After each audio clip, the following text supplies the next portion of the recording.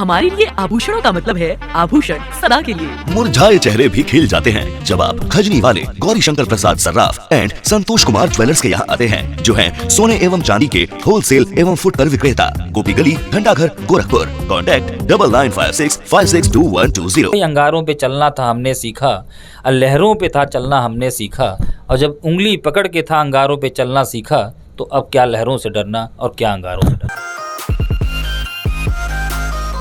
तराजू तौल के देखो कि पलड़ा किसका भारी है, तराजू तौल के देखो कि पलड़ा किसका भारी है, उन्हें झंकार प्यारी है, हमें ललकार प्यारी है। नमस्कार, आप इस समय देख रहे हैं लाउड स्पीकर 90 FM और सुन भी रहे हैं लाउड स्पीकर 90 FM। आज हमारे कर्मयोगी श्रृंखला अंतर्गत हमारे स्टूडियो में उपस्थित हैं आज़ाद पांडे जी, जिनका स्माइल रोटी बैंक ट्रस्ट है। ये ऐसे बच्चों के लिए काम करते हैं जिन पे किसी की नज़र नहीं होती है, यानी जो सड़क पे घूमने वाले बच्चे हैं, जिनको लोग पागल कहते हैं, जो बेगर जिसको भिखारी लोग बोलते हैं, उन बच्चों के लिए ये काम करते हैं। सर, हमारे स्टूडियो में आपका बहुत बहुत स्वागत है। बहुत धन्यवाद। सबसे पहले तो हम ये जानना चाहेंगे आज़ाद सर कि आप स्टडी कर रहे थे, स्टूडेंट लाइफ में थे, तो कभी ऐसा ख्याल आया था कि आगे चल करके हम समाज सेवा ही करेंगे? नहीं, निश्चित रूप से मन में कहीं ना कहीं ख्याल था, और ये जो आज आपको बटवृक्ष के रूप में दिख रहा है, जो ये पूरा जो ये दृश्य दिख रहा है, ये निश्चित रूप से कहीं ना कहीं बचपन में मन में तो रहा ही होगा। ये अचानक से कोई भी चीज़ें होती नहीं हैं, कोई भी चीज़ दुनिया में अचानक से न हुई है न हो पाएगी। अच्छा। हर चीज़ कहीं ना कहीं रहता है, तो ये बचपन से कहीं ना कहीं रूपरेखा तो जरूर रही होगी, और उसकी परिकल्पना ये परिवार का संस्कार या परिवारों की व्यवस्था या हमारे परिवार में इस तरह की कुछ ना कुछ तो रही होगी। हमारी दादी थी, वो भी कुछ इसी तरह की रही, हमारी माता जी भी इसी तरह थोड़ा सेवक हैं, वो किसी के दुख दर्द में शामिल होती रहती हैं, तो इसलिए ये कहीं ना कहीं ये बीजारोपण जो है वो बचपन में रहा है। लेकिन कुछ घटनाक्रम, कुछ परिस्थितियाँ जो फिर युवा अवस्था में इस तरह मोड़ दी और दिशा। अच्छा। वो कारण जो है, वो कारण ये रहा कि मैं यहीं गोरखपुर विश्वविद्यालय में LLB की पढ़ाई कर रहा था, और तब तक हमारा एक रोड एक्सीडेंट हो गया। उसके बाद से बहुत दिन तक मैं बीमार रहा और बहुत सारी घटनाएं हुई, और उसी में कुछ ऐसी परिस्थितियां बनी कि फिर से जब मुँह बांध करना था तो मुँह बांध जो है वो दिशा बदल गई, और कुछ उसमें एक छोटी मोटी घटनाएं हुई जो हमको इधर की तरफ प्रभावित कर दी कि अब हमें जो है अंतिम पायदान पे खड़े लोगों का हाथ पकड़ना है और उनको जो है प्रथम श्रेणी की तरफ ले आना है। कि आपका ट्रस्ट का नाम है स्माइल रोटी बैंक, तो इसके पीछे की कुछ कहानी सर हमारे व्यूअर और लिसनर के साथ से। जी, निश्चित रूप से स्माइल रोटी बैंक जो है अपने आप में पूरी कथा है, पूरा ग्रंथ है, पूरा इतिहास है। हाँ। स्माइल उस आखिरी आदमी पे जो आखिरी पायदान पे खड़ा है, उसके चेहरे पे जो मुस्कान लाने की प्रक्रिया है वो है स्माइल। अच्छा। रोटी जो है वो जरिया है, वो जरिया है कि अंतिम पायदान का जो आदमी है, जो मानसिक रोगी है, जो भिखारी है, जो सड़कों पे बैठा हुआ है, जो इस विक्षिप्तता की हालत में है कि वो किसी से कुछ मांग नहीं सकता है, उसको हम अपने से कैसे जोड़ेंगे। तो रोटी केवल और केवल माध्यम है उसको और हमको जोड़ने का। और बैंक जो है, जो लास्ट हमारा शब्द है बैंक, वो बैंक क्या है? बैंक हम और आप हैं। जो शासन, साधन, संसाधन, व्यवस्था संग्रहित करने का जो मार्ग है वो है बैंक। तो ये पूरा जो है मिला के स्माइल रोटी बैंक। अच्छा, तो अभी आप इतना सोशली एक्टिव रहते हैं और आपके पास काफ़ी सारे बच्चे हैं जिनको अभी आप सपोर्ट कर रहे हैं, अभी कितने बच्चे होंगे अगर देखा जाए? देखिए, निश्चित रूप से जब बच्चों की बात होगी तो वो लोग बच्चे जो परिवारों के साथ रह रहे हैं या जो समाज की मुख्य धारा में हैं, ऐसे किसी बच्चों की तरफ हमारा जो है कभी उद्देश्य नहीं रहा है, उनकी तरफ हम आकर्षित नहीं हो पाए। हमारी टीम जो है या हम लोग जिनके साथ काम कर पा रहे हैं, वो बच्चे 3 तरह के बच्चे हैं। पहला बच्चा ऐसा है जो पूरी तरह से लावारिस है। अच्छा। पूरी तरह से लावारिस है, उसको न घर जाना है, न उसको घर का पता भी नहीं पता। दूसरा बच्चा ऐसा है जो सिंगल मदर से पैदा हुआ है, उसकी माँ को भी नहीं पता है कि बच्चे का बाप कौन है। तो ये बच्चे सबसे ज़्यादा मानसिक रूप से संक्रमित होते हैं और समाज के लिए सबसे घातक होते हैं, क्योंकि ये पूरी तरह से कहीं ना कहीं मशीनरी व्यवस्था से पैदा हुए बच्चे हैं। क्योंकि जब जिस व्यक्ति को ये नहीं पता है कि वो उसका पिता कौन है, तो फिर ये अपने आप में बहुत ही संवेदनशील मामला है। तो ये दूसरे बच्चे हैं। और तीसरा बच्चा ऐसा है जो प्रोजेक्टेड मदर फादर के साथ रहता है। अच्छा। जिसके पास माँ बाप जैसी एक चीज़ तो है, लेकिन वो एक्चुअल माँ बाप नहीं है। जैसे कोई बच्चा है, अब मैं किसी बाजार का नाम नहीं लेना चाहूँगा, मैं मतलब गोरखपुर में किसी सेंट्रलाइज प्लेस का नाम नहीं लेना चाहूँगा, लेकिन कुछ एक ऐसी जगह है जहाँ बच्चे मिलेंगे आपको, तो आप उससे पूछेंगे कि बेटा कहाँ रहते हो। अच्छा। तो बच्चा बताएगा कि हम तो मौसी के पास रहते हैं। तो जो मौसी है वो कौन है? वो ना तो बच्चे की मौसी है, अच्छा, अन्ना वो बच्चे को जानती है, वो बच्चे को पाल रही है, और बच्चे को पालने के चक्कर में उससे जो धन आयातित कर रही है उससे खुद पल रही है। और ये पूरी तरह से जैसे बहुत सारी सिनेमाई दुनिया में या बहुत सारी बातचीत में या बहुत सारे आंकड़ों में होता है कि बहुत बड़े बड़े संगठन हैं, जो बड़े संगठन हैं उन पर तो नज़र हमारी है, उस पर तो शासन की नज़र पहुंच जाती है, जो संगठित गिरोह हैं, जो संगठित लोग हैं। लेकिन ये जो बहुत छोटे छोटे संक्रामक संगठन गिरोह हैं जो बहुत खतरा पैदा करते हैं, ये छोटे छोटे गिरोह में जिनके पास 2 बच्चे 4 बच्चे हैं, ये बहुत खतरे के निशान हैं और ये बहुत खतरे की घंटी है समाज के लिए, क्योंकि ये बच्चे से वो सब कुछ करा सकते हैं जिसकी परिकल्पना हम और आप नहीं कर सकते। ऐसे बच्चे क्राइम में भी जा सकते हैं और इस हद तक जा सकते हैं कि उसका अंदाज़ा नहीं लगाया जा सकता है। तो थोड़ा हमारे व्यूअर और लिसनर को बताएं कि उनका माइंड सेट कैसा होता है उन बच्चों। जैसे कि मैं अभी गोरखपुर जेल के साथ साथ 8 जेलों में काउंसलिंग का काम भी हमारी टीम कर रही है। तो अभी गोरखपुर जेल, अब गोरखपुर घर है हमारा, इसलिए गोरखपुर तो मैं परमानेंट जेल जाता हूँ। यहाँ पे लगभग 4,000 से ज़्यादा कैदियों पर हम लोग काम कर चुके हैं। उसमें बच्चे जो बंद हैं जेलों में, बच्चे का मतलब ये है कि जो अल्पवयस्क बैरक में बंद हैं, जो 18 से 21-22 साल की उम्र में है। हाँ। आप जब उनकी स्थिति देखिएगा तो ये कितनी बड़ी संख्या है। जेलों की औसत उम्र लगभग 35 साल है। हाँ। औसत उम्र जब जेलों की आप देखेंगे तो 35 साल का मतलब ये है कि मतलब अधिकतम युवा जेलों में हैं। जो जेलों में बुजुर्ग हैं और भी सब हैं, जब सबका आकलन करेंगे तो औसत उम्र 35 साल हम लोग निकाले हैं। वो बहुत ही चिंता का विषय है। लेकिन जब आप उन तक पहुंचे हैं कि ये बच्चे कैसे खतरनाक होंगे, तो एक उदाहरण से मैं समझाना चाहूँगा कि एक ऐसा बच्चा जो परिवारों के साथ है, जो समाज के साथ है, जो सिस्टम के साथ है, जो हमारे और आपके साथ है, जो समाज की परिभाषा को जानता है, जिसके अंदर संस्कृति सभ्यता कहीं ना कहीं 1% भी है, वो अगर आपके साथ कोई चीट करेगा, आपके साथ कोई हमला करेगा, एक महिला जा रही है, अगर उसको कान की बाली खींचना है, उसका चेन स्केचिंग करना है, उसका फ़ोन खींचना है, तो वो केवल वस्तु पर हमला कर सकता है। लेकिन जो इस तरह के बच्चे हैं, वो कान की बाली ने वो सीधे कान ही गायब कर देते हैं। तो इनके हिंसा का मापदंड जो है वो बहुत ही खतरनाक है, क्योंकि इन बच्चों को कभी ये बताया नहीं गया जो कि एक लड़की जो है वो माँ भी हो सकती है, एक लड़की जो है वो बहन भी हो सकती है। अभी परसों की घटना गोरखपुर में कि एक लड़की गोरखपुर रेलवे स्टेशन पर उतरती है, अच्छा, ऑटो पे बैठती है, वो जा रही है और 3 बजे रात में उसको 3 लड़के चलती ऑटो से उसको, ड्राइवर को धमकाते हैं, ऑटो से उतार लेते हैं और उसको जो है ले जाते हैं अमृतानी, एक जगह है राजघाट थाने में, वहाँ ले जाते हैं। बागीचा है, अब स्थिति है कि वो नदी का किनारा है, थोड़ा जंगल टाइप का है, वहाँ ले जाते हैं। उस लड़की के साथ रेप हो जाता है। लड़की 18 साल से कम है। अब वो तो तारीफ है गोरखपुर पुलिस की कि उसने जो है मात्र 7 घंटे के अंदर उसको गिरफ्तार कर लिया और गिरफ्तार करते समय जब उसने गोली चलाई तो उसके ऊपर भी गोलियां चल गई और वो हमला भी, मतलब घायल भी हो गया और जेल में बंद भी है। मैं उससे मिला भी। अब समझिए कि 3 बजे रात में 3 लड़के एक मोटरसाइकिल पे एक ऑटो से लड़की उतार लेते हैं, तो वो कैसे लोग होंगे? क्या उनको ये नहीं समझ में आ रहा था कि एक लड़की जो है वो छोटी बच्ची है, वो ट्रेन से उतर रही है, वो घर जा रही है, वो अपने परिवार में जा रही है, वो कहीं जा रही है, वो राजघाट में कहीं कमरा लेके रहती थी, कुछ अपना काम करती थी, जो कुछ भी करती हो। तो ये बच्चे हमेशा वस्तु समझते हैं किसी को भी, जैसे उनके लिए महिला, जैसे कि गोरखपुर में एक और घटना अभी कुछ दिन पहले हुई थी, गोरखपुर रेलवे स्टेशन पे ही हुई। एक लड़की अपने घर से भाग के आती है, किन्हीं कारणों से उसके घर में कुछ समस्या हो जाती है, वो रेलवे स्टेशन पे रहती है। 3 दिन रेलवे स्टेशन पे थी, कहीं गई नहीं। वो बहुत कुंठा की शिकार थी, घर वालों से कुछ विवाद हो गया था, माँ ने उसकी डांट दिया था। तीसरे दिन इस तरह के बच्चों की नज़र जब उसके ऊपर पड़ती है तो लगातार वो इनको देखते रहते हैं, क्योंकि वो 24 घंटा मुंह बान है। एक लड़की लगातार 2-3 दिन से बैठी हुई है, तो उनको कहे कि चलो ठीक है, तुमको हम ले चलते हैं कहीं खाना खिलाने। और रात का समय था, उस लड़की को वहाँ से लेके गए, खाना क्या खिलाना था, लड़की को ही खा गए, गैंगरेप हुआ और उसको मार डालने की पूरा प्रयास हुआ। अब वो दुर्भाग्य से वो लड़की मार तो खा गई, बहुत कुछ हुआ उसके साथ, लेकिन बच गई है। लड़की बची, मुकदमा हुआ, वो लोग जेल गए। तो ये बच्चे कभी भी किसी महिला को, किसी इंसान को कभी इंसान नहीं समझते, क्योंकि इनके अंदर कभी संस्कार, सभ्यता, संस्कृति हम लोगों ने सिखाई नहीं, या समाज का कोई ऐसा अंग नहीं है जो इनसे जुड़ा हुआ हो, जो इनको कुछ सिखाता हो। इनका माइंड सेट पूरा अलग है ना? पूरा एक अलग हिंदुस्तान है, वो एक अलग हिंदुस्तान है। उनके लिए कुछ भी 24 घंटे वो, मतलब पूरी रात हम लोग चलते हैं। कभी आप देखेंगे हमारी बहुत सारी सोशल मीडिया साइट्स पे आपको बच्चे मिल जाएंगे, ऐसे हज़ारों बच्चे भी हमारी सोशल साइट पे आपको मिल जाएंगे जो पूरी तरह से 12 बजे रात में वो सवेरे के 6 बजे की ताजगी के साथ घूम रहे हैं। तो कैसे घूम रहे हैं? क्योंकि इंसान तो वो भी हैं, वो फुल टाइम नशे में है, फुल टाइम 24 आवर। मतलब आप समझिए कि एक बच्चा कूड़ा लेके जा रहा है गोरखपुर में, बच्चा गोरखपुर या कहीं भी एक बच्चा कूड़ा लेके जा रहा है, उससे पूछिए कि बेटा तुम कूड़ा ये बेचोगे कितना मिलेगा, तो बच्चा बताएगा 50 रुपया, 60 रुपया, 200, 250 इतने का कूड़ा है। अगर वो 100 रुपया कहता है, आप उसको 200 दीजिए, कूड़ा आपको नहीं देगा। तो सोचिए उस कूड़े के पीछे भी खेल है। वो कूड़ा एक पर्टिकुलर भैया है, उनको देगा 100 रुपये का जो कूड़ा उसको देगा। जब 100 रुपया उसको मिलेगा तो उस 100 रुपये उसको नगद नहीं मिलेगा, 70 रुपये का solution, whitener, Iodex, boot polish इत्यादि मिलेगा। वो खाएगा, पिएगा, नशा करेगा। जो 30 रुपये बच्चा है उसका भूख लगी, समोसा नहीं खा सकता, रोटी नहीं खा सकता है, कल पता नहीं 100 रुपये का कूड़ा मिलेगा कि नहीं मिलेगा। तो ये मतलब बहुत ही समझिए सामाजिक कुष्ठ है ये।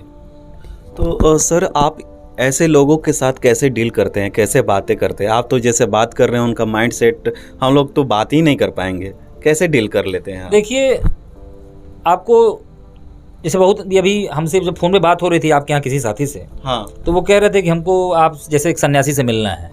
अच्छा, तो ये सब जो हाव भाव आपको दिख रहा है, मैं भी बहुत स्मार्ट रह सकता था, हाँ, रह सकता हूँ, हाँ, लेकिन कहीं ना कहीं ये जो वेशभूषा है, जो ये रहन सहन है, जो हमारी अपनी लाइफ स्टाइल है, वो कहीं ना कहीं इस तरह की इसीलिए है कि हम उनके साथ जब रहें, उनके साथ उठे बैठें, तो वो अपने जैसा ही फील करें। अच्छा, तो ये और हमारी बातचीत, उनके साथ रहना, और 10-12 साल से स्टेशन पे लगभग सारे इस तरह के गोरखपुर में कोई भी ऐसा भिक्षुक नहीं होगा जो मेरा नंबर नहीं जानता हो, फ़ोन नंबर ना जानता हो। क्या बात है सर। कोई भी बच्चा गोरखपुर में गुब्बारा बेच रहा, आप उससे हमारा नाम पूछेंगे, फ़ोन नंबर बताएगा वो। हाँ, पूरे शहर को चैलेंज है। हाँ, तो आप समझिए कि उनके साथ लगातार हम लोग टच में हैं, लगातार उनसे बातचीत कर रहे हैं, तो उनको लगता है कि यार ये आदमी तो अपना आदमी होगा। अच्छा, वो चीज़ हमको बताएंगे जो शायद और किसी को नहीं बताएंगे।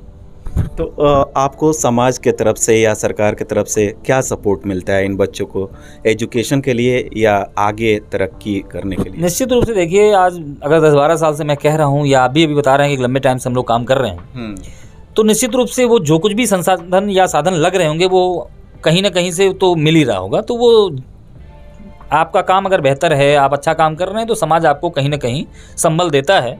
और बात जब सरकारों की होती है, सरकार के पास बहुत सारे काम हैं, सरकार के पास बहुत सारे आयाम हैं। हम सरकारों के ऊपर दोषारोपण नहीं कर सकते हैं, ना सरकार के भरोसे बैठ सकते हैं। हमको काम करना है, ये हमारा सपना है। तो हमारे सपने में लोग हमारे साथ खड़े हों, जनता हमारे साथ खड़ी, क्योंकि समस्या हर व्यक्ति की है। तो हर व्यक्ति अगर खड़ा हो रहा है, कहीं ना कहीं से सहयोग कर रहा है, तो हम लोग चल पा रहे हैं। तो निश्चित रूप से एक अच्छा सपोर्ट समाज के द्वारा मिलता रहता है। अच्छा, और जब ऐसे आप काम कर रहे हैं, ऐसे वर्क कर रहे हैं, तो बहुत सारे चैलेंजेज आते होंगे आपके साथ। क्या क्या चैलेंजेज आते हैं? देखिए, चैलेंज आने की बात जब होगी, हाँ, तो बहुत मतलब ये तो हमको बहुत हास्यास्पद लगता है कि अगर कोई बात कहे कि चैलेंज आ रहा है, हाँ, तो भाई जब आपने अंगारों पे चलने की प्रतिज्ञा ली है, तो फिर पहले ही दिन तय था ना कि ये सब आएगा। तो ये सब पार्ट ऑफ कैंपेन है, पार्ट ऑफ लाइफ है, पार्ट ऑफ मिशन है। अगर कोई भी चैलेंज आ रहा है, मतलब उसको 2 लाइन में मैं समझाना चाहूँगा कि भाई अंगारों पे चलना था हमने सीखा, और लहरों पे था चलना हमने सीखा, और जब उंगली पकड़ के था अंगारों पे चलना सीखा। क्या बात है सर, एकदम एक ही लाइन में आपने पूरा सारी बातें कह दी। आपके साथ जो बच्चे हैं अभी, उनमें से कुछ ऐसे बच्चे होंगे कि बहुत आगे निकल गए होंगे या सोशली अब एक समाज का हिस्सा बने होंगे, तो ऐसी कोई सक्सेस स्टोरी हो तो हमारे? बहुत सारे ऐसे बच्चे हैं जो समाज में हम लोगों ने उनको वापस किया और वो अपने परिवारों में रह रहे हैं, और मतलब ये संख्या 1000 से ऊपर की है। और उसके लिए अभी उत्तर प्रदेश सरकार ने 2020 में हमें राज्य युवा पुरस्कार भी दिया। अच्छा। इसके लिए कि इन बच्चों को वापस किए और बहुत सारे मानसिक रोगियों को वापस किया। तो इस पूरे मामले को हल्के में लेने की जरूरत नहीं है। मतलब उसको मैं 2 लाइन में फिर से बताना चाहूँगा कि भाई तराजू तौल के देखो कि पलड़ा किसका भारी है, तराजू तौल के देखो कि पलड़ा किसका भारी है, उन्हें झंकार प्यारी है, हमें ललकार प्यारी है। क्या तो ये बच्चे जो हैं वो ललकार वाले बच्चे हैं। हाँ। इनको बस थोड़ा सा प्यार की जरूरत है। वो क्यों भटके हैं, क्यों आए हैं, तो उसमें जो ब्रेक है ना, वो ब्रेक केवल और केवल प्यार का भाव है। इसी वजह से वो वहाँ हैं। जैसे ही उन्हें मिलेगा वो रिटर्न होंगे। वो हिंसक नहीं होंगे क्योंकि वो पशु नहीं है, वो इंसान है। वो किसी भी तरह से नशे में नहीं जाएंगे क्योंकि वो बच्चा है। वो किसी भी तरह से समाज के लिए अहितकर नहीं हो सकते हैं क्योंकि वो समाज के हिस्से हैं। वो केवल और केवल परिवारों में, समाज में प्यार का जो अभाव है, उसी कुठाराघात में वो उधर की तरफ मुंह बांध किए और वो उस दिशा में गए हैं। तो और जब हर बार इन बच्चों की बात होती है, बहुत इनको दोषारोपण होता है, तो मैं उन बच्चों की तरफ से 2 बात कहना चाहूँगा। बिल्कुल कि हर फैसले होते नहीं सिक्के उछाल के, हर फैसले होते नहीं सिक्के उछाल के। और ये सड़कों के बच्चों का मामला है, जरा भाई देखभाल। आप एक अलग नज़रिए से, ये कहाँ से आपके अंदर आया, ये कहाँ से ठाट आया शुरू के दिनों में कि हम ऐसे लोगों को हेल्प करेंगे जिनका कोई नहीं है? बहुत सीधी सी बात है। अब किसी बच्चे को मैं बात करता हूँ, किसी एक बच्चे की, कि एक बच्चा कहीं सड़क के किनारे सड़ा हुआ अगर है, तो उसकी क्या गलती है कि मेरे घर में नहीं पैदा हुआ है। अगर वो मेरे घर में पैदा हुआ तो क्या मैं उसे सड़ा छोड़ देता? नहीं छोड़ता। तो अभी भी नहीं छोड़ रहा हूँ। क्योंकि अपने परिवारों का दायरा हमारे ग्रंथों में लिखा हुआ है कि वसुधैव कुटुंबकम। हाँ। हर व्यक्ति हमारा परिवार है, हमारी व्यवस्था है। और ये शर्ट हमारे घर नहीं बना है, ये माइक जिसमें बात कर रहे हैं, जो कैमरे लगे हुए हैं, जो ये व्यवस्था, ये हमारे घर नहीं बना है, ये समाज का हिस्सा है, ये समाज ने हमें दिया है। तो जैसे मतलब वो छोटे से उदाहरण में बताना चाहूँगा कि भाई जैसे कोई ऑपरेशन थिएटर में ऑपरेशन चल रहा है, अब सोचिए कि बेड बिछा होगा, तो बेड कहीं बना होगा, चादर कहीं बनी होगी, गद्दा कहीं बना होगा, जो इंजेक्शन में सुई होगी वो कहीं बनी होगी, उसमें दवा कहीं बनी होगी, उसका रैपर कहीं बना होगा, प्लास्टिक कहीं बना होगा, बल्ब कहीं बना होगा, छत कोई लगाया होगा, मिस्त्री कोई होगा, लेबर कोई होगा। मतलब लाखों लोगों ने मिल के एक संरचना की एक व्यक्ति के ऑपरेशन के लिए। तो उन अलग अलग लाखों लोगों को आप थैंक यू नहीं बोल सकते हैं। इसीलिए हर ऑपरेशन के बाद हम लोग बोलते हैं थैंक्स गॉड, क्योंकि हमको तो पता ही नहीं है कि उन लाख लोगों में कौन कौन लोग हैं। तो उन लाखों लोगों के मिला के एक ऑपरेशन होता है। तो इस तरह से बहुत सारी संरचनाओं में हजारों हजार लोगों का योगदान है कि मेरे जैसा व्यक्ति खड़ा है। तो मैं उतने लोगों का कर्ज नहीं उतार पा रहा हूँ, तो ये कर्ज उतारने का रास्ता है कि भाई इन्हीं का कर्ज है जो हमारे सर पे लदा हुआ है, तो उनको क्यों ना वापस कर दिया जाए। आपके जैसे काफ़ी समाजसेवी लोग हैं जो आपके तरह से काम कर रहे हैं, बाकी कुछ और लोग हैं, तो ऐसे लोगों को आप क्या संदेश देंगे कि आपके तरह से, जैसे आप डेडिकेटेड हैं, कुछ लोग हैं बट उतना नहीं डेडिकेटेड होते हैं, तो आप क्या उन्हें सजेशन देंगे? देखिए, बहुत बार बात होती है कि आप बहुत अच्छा काम करते हैं। हाँ। तो वो अच्छा काम नहीं है। अच्छा तो कुछ होता ही नहीं है। अच्छा। बस दो ही बातें होती हैं, या तो काम या तो बुरा काम। अच्छा क्या है भाई? गाय दूध देती है, आपका ये बड़ा अच्छा काम करती है, ये क्या अच्छा है भाई? तो काम है गाय देना, गाय का दूध देना काम है। नदी पानी बहा रही है, आपके बहुत अच्छा काम कर रही है, तो ये तो भाई ठीक बात नहीं है ना। नदी का काम है, पेड़ों का काम है कि फल देना, तो मनुष्य का काम है ये, तो अच्छा काम नहीं है। हम गलत करते तो बुरा है, नहीं कर रहे हैं तो बुरा है। ये तो काम है हमारा कि हम समाज की हिस्सेदारी से बड़े हुए हैं। बहुत सारा हमारे पढ़ाई किए होंगे, हम स्कूल में गए होंगे, बचपन से कपड़ा पहन रहे हैं, दवाई कराए, इलाज कराए, तो समाज के अरबों लोगों के सहयोग से हम यहाँ तक पहुँचे हैं। तो उस अरबों लोगों में कुछ लाख लोगों का तो कम से कम, कुछ हज़ार लोगों का तो कुछ कम से कम, कुछ सैकड़ों लोगों का तो 2, 4, 10, 20, 25, 50 हज़ार लोगों का तो कम से कम कर्ज उतार पाया जाए। तो जो युवा है, जो लोग हैं, जो समाज हैं, उनसे बस इतनी सी बात करनी है कि भाई कुछ नहीं करना है। पूरा जीवन काल आप छोटे से एक बूंद से लेके और इतने बड़े सफ़र तक आप पहुँचते हैं, बहुत बड़ी बड़ी कामयाबी हासिल कर लेते हैं। तो बस एक चीज़ का ध्यान रखिएगा कि आपको जिंदा कितने दिन तक रहना है। एक मनुष्य कहता है, किसी से पूछ लीजिए पूरे हिंदुस्तान में, मेडिकल साइंस कहता है 60 साल, मैं कहता हूँ 600 साल, मैं कहता हूँ 6000 साल हमको जिंदा रहना है। तो इस परिकल्पना के साथ जब आप समाज में रहेंगे, तब समझ में आएगा कि भाई जब हम गोरखपुर से निकलते हैं और जब किसी बड़े मंच पे, वैश्विक मंचों पर, जैसे तो हम लोग जब वहां जाते हैं तो हम ये नहीं बताते हम फलाने बाबू के लड़के हैं। हम लोग बड़े मंचों बताते हैं कि हम गुरु गोरक्षनाथ की भूमि से आए हुए हैं, हम बिस्मिल की जमीन से आए हैं, हम बुद्ध और कबीर की धरती से आए हैं। तो वो लोग आज नहीं हैं, उन लोगों ने ऐसा जीवन जिया है कि वो हजारों साल जी रहे हैं। तो उस परिकल्पना को दिमाग में रखना है कि जब हमारे शहर का, हमारी मातृभूमि से, हमारे देश से कोई लड़का, कोई युवा किसी वैश्विक मंच पर खड़ा हो तो बताए कि हम उस जगह से हैं जहाँ आजाद पांडे पैदा हुए। तो जो भी हमारे युवा इस डायरेक्शन में, आप देख ही रहे हैं किधर किधर भटक रहे हैं युवा, उनको एक डायरेक्शन थोड़ा सा आप अपने लेवल से बताइए। देखिए, निश्चित रूप से युवा जो है वो पूरी तरह से 60% दिग्भ्रमित है। हाँ। सबसे बड़ी जो 3 समस्याएं हैं युवाओं के लिए, उसमें जो प्रमुख समस्या है वो है नशा। अच्छा। दूसरा, कैरियर की मॉनिटरिंग का कोई मापदंड हमारे देश में तो नहीं है। ये शैक्षणिक व्यवस्था की समस्या है, ये सामाजिक व्यवस्था की समस्या है, और ये राजनीतिक लोगों की समस्या है, सरकारों की समस्या है। कि आप समझिए कि आप मुख्यमंत्री के शहर में बैठे हुए हैं, गोरखपुर में बैठे हुए हैं, और ये कहीं ना कहीं उत्तर प्रदेश की या भारत की सबसे चर्चित शहरों में से एक शहर है गोरखपुर। लेकिन अपने पूरे जिले में या इस तरह के किसी भी शहर में, जो भी मेट्रोपॉलिटन सिटीज़ हैं, वहाँ कहीं भी काउंसलिंग सेंटर नहीं सरकारों ने बनाया कि युवाओं को कहीं मार्गदर्शित कर पाएं। आप गोरखपुर विश्वविद्यालय की बात से आपने हमारी बातचीत शुरू की थी। जो पूर्वांचल का ऑक्सफोर्ड कहा जाता है, उस विश्वविद्यालय में काउंसलिंग सेंटर नहीं है। वहां लड़के बीए इसलिए करते हैं कि फलानमा बाबू बीए करत रहा, हमारे मौसी बीए कैले बाटी, हमो बीए करब। हम लोग इसलिए नहीं पढ़ते हैं कि हमें कुछ पढ़ाई करनी है। मैंने उन व्यवस्था को देखा है कि लड़के विश्वविद्यालय में एडमिशन का अभी चल रहा है। मैं भी बैठा था एक दिन, जाके मैं देख रहा हूँ कि एक लड़का आया हुआ है, उसके फार्म में लिखा हुआ हिंदी, समाज शास्त्र, राजनीति शास्त्र। अच्छा। बीए में प्रवेश लेने वाले बच्चे को जब ये 3 विषय, उसमें राजनीति शास्त्र में सीटें फुल हो गई थी। अच्छा। तो एक जो उधर से महोदय बैठे तो उन्होंने पूछा कि दर्शन शास्त्र दे दें, तो कहा दे दीजिए। अब जिस लड़के ने फार्म में नहीं भरा दर्शन शास्त्र का द नहीं जानता है, उसको दर्शन शास्त्र दे दिए। ये शैक्षणिक व्यवस्था है। इस तरह की व्यवस्थाओं में हम युवाओं से कहें नहीं भाई, अगर आपके पास ऑप्शन 2 है तो आप दिग्भ्रमित हैं।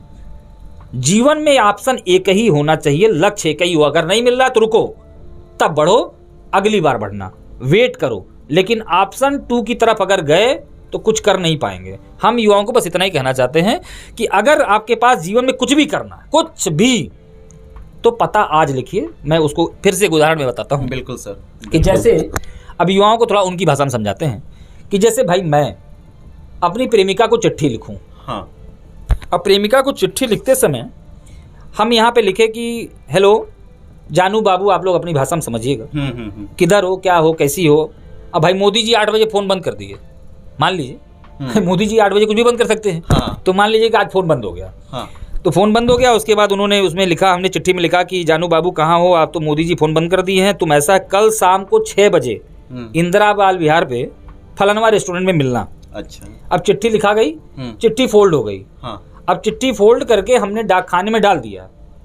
तो ये चिट्ठी कितने दिन में पहुंचेगी? जब ये बात आप युवाओं से पूछेंगे तो सारे लोग बताएंगे कि 4 दिन में, 6 दिन में, 2 दिन में, 1 दिन में। लेकिन चिंता का विषय ये है कि इस चिट्ठी पे पता नहीं लिखा गया था। किसका? हमारी प्रेमिका का। तो ये कहाँ जाएगी? डस्टबिन में। डस्टबिन में। तो बस उसी तरह हमारे युवाओं के जो लक्ष्य का पक्का पता है वो लिखा ही नहीं है। जिन युवाओं ने अपने बचपन की उम्र में, वो हाई स्कूल इंटर पढ़ते समय अगर अपने लक्ष्य का पता नहीं लिख पाए, तो अगर ये 10 ग्राम का कागज़ डस्टबिन में जा सकता है बिना पता लिखे हुए, तो ये 85 किलो, 80 किलो, 70 किलो, 60 किलो का आदमी अगर पता नहीं लिखा है तो डस्टबिन में ही जाएगा, वो कहीं और नहीं जाएगा। तो इसलिए पता पहले लिखें और लक्ष्य तय करें। पता एक ही हो, पता बार बार ना बदलें। क्या बात है सर, आपने तो सक्सेस लाइफ का ब्रह्मास्त्र बताया है। इतनी अच्छी मोरल बातें करने के लिए, इतनी अच्छी बातें बताने के लिए आपको बहुत बहुत धन्यवाद। आज के हमारे कर्मयोगी श्रृंखला में थे आजाद पांडे सर, जो इस्माइल रोटी ट्रस्ट के फाउंडर भी हैं। ऐसे लोगों के लिए काम करते हैं जिनका कोई होता नहीं है। आशा करते हैं कि इनसे जो हमने बातचीत की काफ़ी प्रेरणादायक लगी आपको। अगले श्रृंखला में फिर किसी शख्स से होगी मुलाकात। तब तक देखते रहिए, सुनते रहिए लाउड स्पीकर 90 FM। बजाओ बजाओ जरा झूम के बजाओ। नमस्कार।